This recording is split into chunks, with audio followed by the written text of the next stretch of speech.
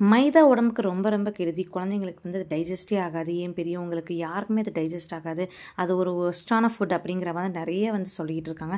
But இன்னுமே நான் north இந்தியாவில் போகிறப்பெல்லாம் ஒரு பிரெட் ஆம்லேட்டோ ஒரு பர்கரோ எதுனாலுமே ஏகப்பட்ட வெரைட்டிஸ் இருந்து அவங்க ப்ரெட்டை வச்சு தாங்க பண்ணிகிட்டு இருக்காங்க. டெய்லியுமே ப்ரெட்டு பன், அதாவது பாவ் பன் அப்படிங்கிறத வச்சு தான் அவங்க பிரேக்ஃபாஸ்ட்டே ஆரம்பிக்கிறாங்க அன்றைக்கான டேயை.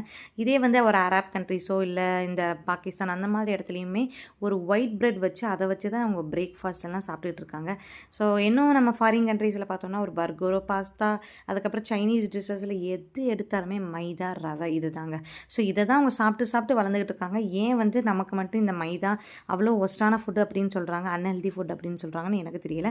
பட் எனக்கு தெரிஞ்ச வரைக்கும் சின்ன வயசுலேருந்தே நம்ம எதை சாப்பிட்டு சாப்பிட்டு வளர்கிறோமோ அது வந்து ஈஸியாக நம்ம உடம்பு வந்து அடாப்ட் ஆகிரும் அப்படிங்கிறது தான் என்னோட கருத்து. இதே நான்வெஜ்லாம் ஒரு மீட் சாப்பிட்டா நமக்கு, அதாவது ஒரு ஃபிஷ் மட்டனோ சிக்கன்லாம் சாப்பிட்டா ஒரு 1 டே ஆகும் டைஜஸ்ட் ஆகிறதுக்கு, ½ டே ஆகும் அப்படின்லாம் நிறைய பேர் சொல்கிறாங்க. ஃபாரின் கண்ட்ரிஸ், அரப் கண்ட்ரிஸ்லாம் அவ்வளோ சில்லான ஊரில் அவங்க வந்து டெய்லியுமே பீஃப், சிக்கன், மட்டன் இப்படி தாங்க சாப்பிட்டுட்டு இருக்காங்க. அவங்க உடம்பு எப்படி அக்செப்ட் பண்ணிக்குது அப்படிங்கிறது எனக்கு தெரியலை.